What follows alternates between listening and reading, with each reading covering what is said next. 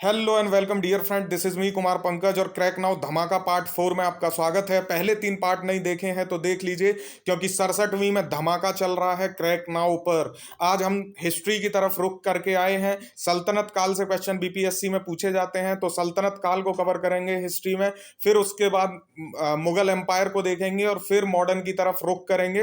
Hot topic को हम cover कर रहे हैं। इसमें मुझे आज कुछ बात भी करनी है आपसे पीडीएफ को लेके, बट वो करेंगे वीडियो के अंत में। पहले हम देख लेते हैं जिस चीज के लिए यहाँ आप आए हो। सल्तनत काल पढ़ाने का तरीका क्रैक नाउ पे हमारा रहता है बिल्कुल अलग, इसीलिए क्रैक नाउ है बिल्कुल अलग। तो सल्तनत काल शुरू करते हैं। मैंने डब्बे बनाए हुए हैं जिस पे मैं कहता हूं आप भी ऐसे बनाइए। माइंड मैप इसको बोला जाता है बेसिकली। तो कुतुबुद्दीन ऐबक के बारे में हम 4-6 फैक्ट जो क्वेश्चन लगातार पूछे जाते हैं देखेंगे, ऐसे ही चलते जाएंगे और सल्तनत काल को आज खत्म कर देंगे, खल्लास कर देंगे। तो सल्तनत काल, कुतुबुद्दीन ऐबक गुलाम वंश का संस्थापक। सबसे महत्वपूर्ण बात है, मैं सिर्फ बोलते जाऊंगा, आप नोट करते जाइएगा, पीडीएफ के लिए बात करेंगे बाद में। कुतुबुद्दीन ऐबक सल्तनत काल का यानी गुलाम वंश का संस्थापक है कुतुबुद्दीन ऐबक, जो कि पहला वंश था। लाहौर इसने राजधानी बनाई हुई थी। लाख बख्श की उपाधि इसी को मिली हुई थी। 2.5 दिन का झोपड़ा दिल्ली में इसने निर्माण कराया। कुतुब मीनार का निर्माण जो है शुरू किया कुतुबुद्दीन ऐबक ने। चौगान खेलते हुए मृत्यु हो गई। इतनी बातें कुतुबुद्दीन ऐबक के बारे में आप याद रखेंगे तो काम हो जाएगा। फिर से एक बार रिपीट कर दूं, क्योंकि पहला ही टॉपिक है ये, फिर मैं लगातार पढ़ाते चला जाऊंगा, आप इसके आदी हो जाओगे। तो कुतुबुद्दीन ऐबक के बारे में जो क्वेश्चन पूछे जाते हैं, सबसे पहले पूछा जाता है गुलाम वंश का संस्थापक तो कुतुबुद्दीन ऐबक है। लाख बख्श की उपाधि किसे मिली? कुतुबुद्दीन ऐबक को। 2.5 दिन के झोंपड़े का निर्माण दिल्ली में किसने कराया? कुतुबुद्दीन ऐबक ने। कुतुब मीनार का निर्माण कार्य शुरू किया कुतुबुद्दीन ऐबक ने। चौगान खेलते किस शासक की मृत्यु हो गई? चौगान खेलते मृत्यु हुई कुतुबुद्दीन ऐबक की, और इसके समय राजधानी थी लाहौर। खेल खत्म। बाकी इससे जो क्वेश्चन आएंगे अभी आगे देखेंगे। जो यहां इंपॉर्टेंट है बस आप यहां फोकस करिए, दिमाग लगाना छोड़ दीजिए। दिमाग मैं लगा रहा हूं आपके हिस्से का, आप सिर्फ पढ़िए अभी प्यार प्रेम पूर्वक, ठीक है। चलिए इल्तुतमिश देखते हैं। इल्तुतमिश ने दिल्ली को राजधानी बनाया, लाहौर से दिल्ली राजधानी शिफ्ट की। बिहार में सूबेदार इसने कौन नियुक्त किया? तो प्रथम सूबेदार बिहार में नियुक्त किया गया इल्तुतमिश द्वारा मलिक जानी। बहुत इंपॉर्टेंट क्वेश्चन है बीपीएससी के लिए, मलिक जानी। नियमित सिक्के किस सुल्तान ने जारी किए? इल्तुतमिश। दिल्ली का प्रथम मुस्लिम शासक बना इल्तुतमिश, क्योंकि कुतुबुद्दीन ऐबक जो है लाहौर में राजधानी थी और दिल्ली राजधानी लेके आया कौन? इल्तुतमिश। तो दिल्ली का प्रथम मुस्लिम शासक कौन बना? इल्तुतमिश। गुलामों का गुलाम कौन है भैया जी? गुलामों का गुलाम है इल्तुतमिश। चंगेज खां का जो आगमन है सिंधु के तट पर यानी उत्तम पश्चिम सीमा प्रांतों पर भी हुआ इल्तुतमिश के समय। इक्ता प्रणाली इल्तुतमिश, ठीक है, तो ये ध्यान रखिएगा आप, इक्ता प्रणाली भी इल्तुतमिश से संबंधित है। इसको आप नोट कर लीजिएगा, मैं यहाँ पे भूल गया हूं, बट मैं हूं। When Pankaj is here what is the fear. चलिए आगे बढ़ते हैं। बलबन, बलबन के बारे में क्या क्या याद रखना है? नियामत खुदाई, रक्त और लौह की नीति, very very most important. Balban में रक्त और लौह की नीति बहुत पूछा जाता है। नियामत खुदाई की स्थापना, शासन का सिद्धांत, तो ईश्वरीय अधिकार का सिद्धांत है। इसने अपने सिद्धांत को कहा कि ये ईश्वर का प्रतिनिधित्व करता है राजा, तो सिद्धांत शासन का ईश्वरीय सिद्धांत का प्रतिपादन किया बलबन ने। नौरोज आरंभ किया किसने? बलबन ने। तुर्कान चहलगानी का प्रभाव समाप्त किया बलबन ने, क्योंकि ये खुद उसका सदस्य था तो ये समझ गया था कि तुर्कान चहलगानी कितना खतरनाक हो सकता है शासक के लिए। सिजदा और पैबोस भैया इसी ने शुरू किया था, ठीक है। सिजदा और पैबोस, झुकना और कदम चूमना जैसी बातें, सिजदा और पैबोस याद रखिएगा। स्वयं को खलीफा का शासक कहा बलबन ने, ठीक है। इतनी बातें याद रखनी है, इसके बारे में इंपॉर्टेंट है। मैं समय नहीं लूंगा क्योंकि धमाका वीडियो भैया आपको रिकॉल करा रहा है चीजें, ठीक है। अलाउद्दीन खिलजी, इस बहुत इंपॉर्टेंट शासक रहा ये अलाउद्दीन खिलजी। इसने स्वयं को खलीफा कहा, पहला शासक जिसने स्वयं को खलीफा कहा। बाकी किसी ने अपने आप को खलीफा का सहायक बताया है और किसी ने कहा कि हम उनका दायित्व निभा रहे हैं, लेकिन अलाउद्दीन खिलजी पहला शासक था जिसने कहा मैं ही खलीफा हूं। हुलिया और दाग प्रणाली शुरू की, हुलिया और दाग प्रथा, ठीक है, जो चेहरा पहचानो और दाग लगाओ घोड़े पे ताकि घपला ना हो सके। सिकंदर सानी की उपाधि ली अलाउद्दीन खिलजी ने। दक्षिण अभियान बहुत पूछा जाता है कि अलाउद्दीन खिलजी के दक्षिण अभियान किससे प्रेरित थे? तो सिर्फ धन की प्राप्ति इसका उद्देश्य था, दक्षिण अभियान, ठीक है। आगे पढ़ेंगे मुगल एम्पायर में ये बात और खुल के सामने आएगी। तो अलाउद्दीन खिलजी खालिसा भूमि, खालिसा भूमि की बहुत बढ़ाई इसने, खालिसा भूमि के लिए याद रखा जाएगा इसको। बाजार सुधार प्रणाली बहुत इंपॉर्टेंट है। बाजार सुधार के लिए अलाउद्दीन खिलजी कीमत नियंत्रण प्रणाली इसने लागू की, हर चीज का रेट फिक्स कर दिया। तो अलाउद्दीन खिलजी बाजार सुधार कीमत नियंत्रण प्रणाली बहुत इंपॉर्टेंट है। मैंने लाल डब्बे में बंद किया। सार्वजनिक वितरण प्रणाली यानी पब्लिक डिस्ट्रीब्यूशन सिस्टम शुरू किया किसने? अलाउद्दीन खिलजी ने मध्यकाल में। बहुत इंपॉर्टेंट है ये भैया जी, याद कर लो। गरी या ग्रह का जो कर है वो लगाया, गरी कर या ग्रह कर लगाया अलाउद्दीन खिलजी ने। गवर्नरों के अधिकार भी समाप्त किए अलाउद्दीन खिलजी ने, और स्वयं को खलीफा बताया, ये मैंने आपको कह ही दिया है। इसके समय में शासकों के नाम पूछे जाते हैं। रणथंबोर का शासक थे हमीर देव, चित्तौड़ के राणा रतन सिंह, देवगिरी के राजा राय रामचंद्र, और गुजरात के कर्णदेव। क्वेश्चन पूछे जाते हैं इसके शासकों से भी और इसके वजीरों से भी कि कौन कब कहाँ किसका शासक था और कहाँ पे इसका जो है भैया जी मृत्यु हो गई, इसके वजीरों की जो इसका नेतृत्व करते थे इसके युद्धों का। उस पर बात करेंगे आगे। फिलहाल आज जो है हम कुछ अलग पॉइंट ऑफ व्यू से आज आए हैं वीडियो बना के, ठीक है। गयासुद्दीन तुगलक, तो तुगलक वंश की स्थापना इसने की, यही इसका एक महत्वपूर्ण रोल था। नहर खुदवाने का कार्य जो शुरू किया वो गयासुद्दीन तुगलक ने किया था। ये क्वेश्चन बार बार पूछा जाता है और यहाँ गड़बड़ घोटाला हो जाता है। फिरोज शाह तुगलक से कंफ्यूज मत होइएगा, उसने जाल बिछाया था, लेकिन नहर खुदवाने का शुरुआत जो की वो गयासुद्दीन तुगलक ने की, और तुगलक वंश का संस्थापक भी था। ये इसका महत्वपूर्ण कार्य है एक। चलिए एमबीटी आते हैं। मोहम्मद बिन तुगलक, एमबीटी मोहम्मद बिन तुगलक। दीवाने अमीरे कोही जिसको कृषि विभाग बोला जाता है उसकी स्थापना की, बहुत इंपॉर्टेंट है दद्दा, पढ़ लो भैया पढ़ लो। सर्वाधिक विद्वान इसको बोला जाता है कि जितने भी सल्तनत काल में, जितने भी तुगलक काल में, इवन जितने जो शासक हुए सबसे अधिक विद्वान था, लेकिन विद्वान मूर्ख भी इसको कहा गया। बेचारे की किस्मत खराब थी, बट मेरा बहुत फेवरेट शासक रहा ये।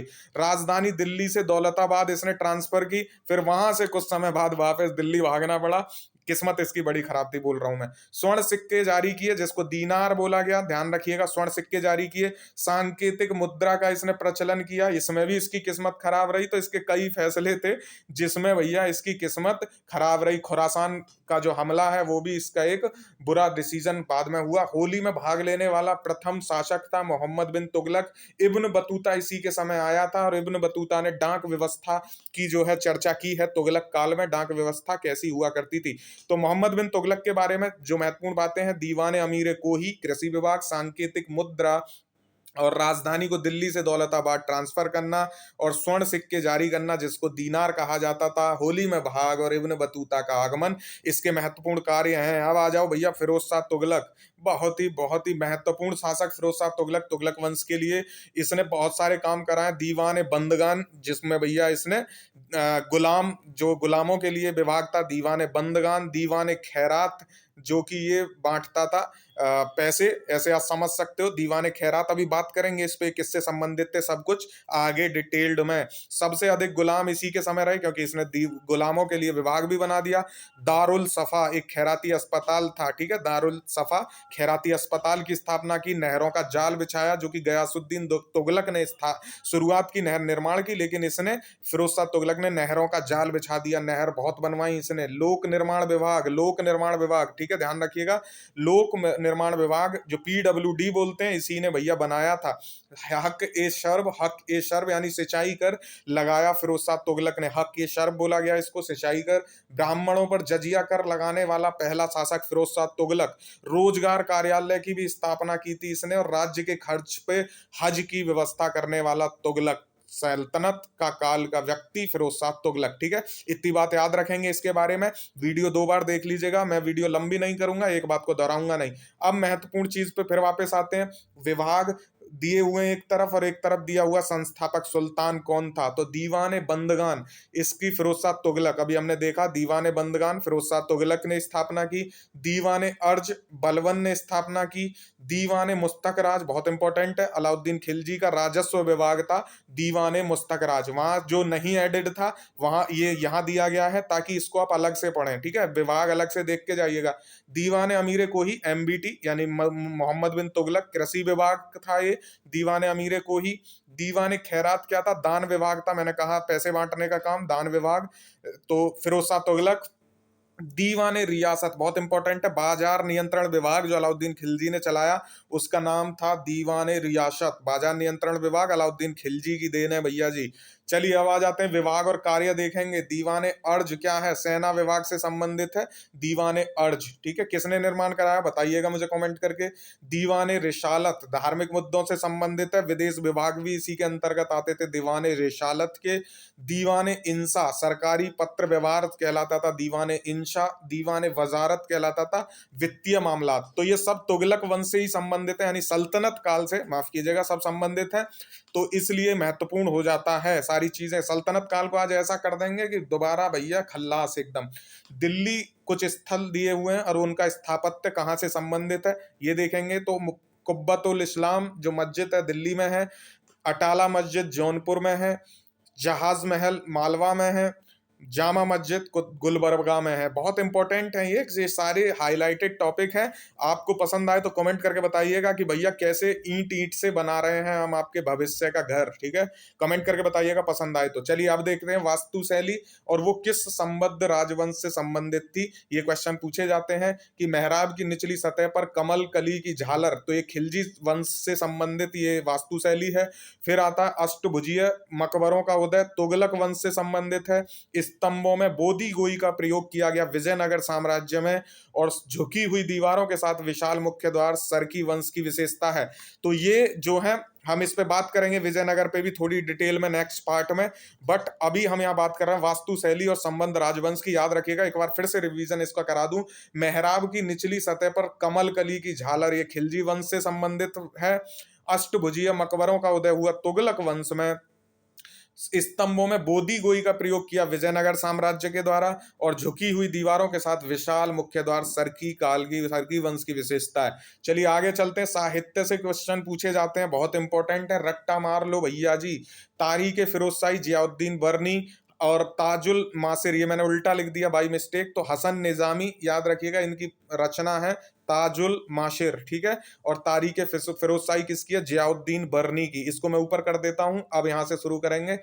ये तबकाते नाशिरी मिनाजुस सिराज की रचना है। खजाइन उल फतूह अमीर खुसरो की है, और तुगलक नामा भी अमीर खुसरो की है। हुमायूं नामा गुलबदन बेगम की है। तारीख हिंद या किताबुल हिंद अलबरूनी की है। ठीक है, अलबरूनी की। किसके समय आया था अलबरूनी? कमेंट करके बताइए मुझे, मैंने इस क्वेश्चन को छोड़ा जानबूझ के। रेहला इब्न बतूता की है, एमबीटी के समय आया। ठीक है, रेहला इब्न बतूता, इस पे हम बात करेंगे और डिटेल में। बट अभी हमारा जो लक्ष्य है वो कुछ और है। रागमाला पुंडरीक विट्ठल की रचना है। पीसीएस यूपी पीसीएस में 3 बार पूछा गया है लगातार क्वेश्चन, इस बार भी था ये क्वेश्चन। ठीक है, जो अभी हुआ है यूपी पीसीएस। रागमाला पुंडरीक विट्ठल, रस कौमुदी श्रीकंठ, और राग विबोध ये मिट गया है, सोमनाथ है। ठीक है, ये राग विबोध जो है सोमनाथ है। ये 4 आती हैं और चारों सेम आता है। ठीक है, तो 3 भी अगर आपको याद रहेंगे कर लोगे। रागमाला पुंडरीक विट्ठल, रस कौमुदी श्रीकंठ, राग विबोध सोमनाथ, और जो चौथा है वो है चतुर्दशी प्रकाशिका। ठीक है, चतुर्दशी या चतुर्दंडी प्रकाशिका, वो वेंकट रमन की है। तो ये 4 पुस्तकें हैं। ये पुस्तक नहीं है, बेसिकली रागमाला है, संगीत से संबंधित ये जो ग्रंथ हैं। तो ये कौन किसका है ये मैंने आपको बता दिया। चौथा जो है वो चतुर्दंडी प्रकाशिका है, तो मैं प्रकाशिका लिख देता हूं, तो आप इसको नोट कर लीजिए, चतुर्दंडी प्रकाशिका। और ये किसकी है? तो ये है वेंकट रमन। ठीक है, अगर ये चारों आप याद कर लेंगे तो देखो हिस्ट्री में क्या होता है ना, क्वेश्चन डिट्टो रख दिए जाते हैं। ठीक है, अगर डिट्टो नहीं होंगे तो 1-2 मैच होंगे और उससे आपका काम बन जाएगा। अब पीडीएफ की बात कर लेता हूं, तो मैंने आपके कमेंट देख के डिसाइड किया, पहले मेरे को लगा था मैं इसकी पीडीएफ नहीं दूंगा ताकि आप इसको सिर्फ रट्टा मारें, बट आपको पीडीएफ चाहिए ही, तो मैंने डिसाइड किया 1500 प्लस व्यूज जैसे ही किसी भी वीडियो पे हो जाएंगे धमाका पे 1500 प्लस व्यूज, तो मैं पीडीएफ जारी कर दूंगा।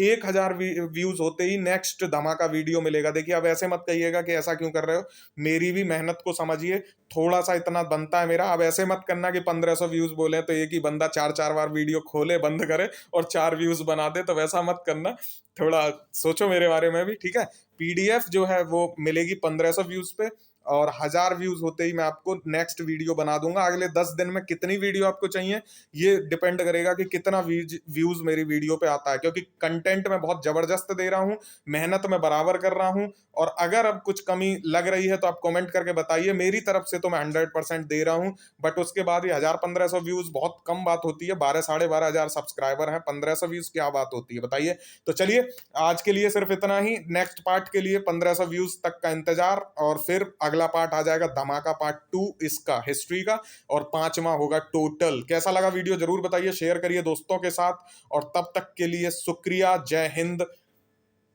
Tata, bye bye.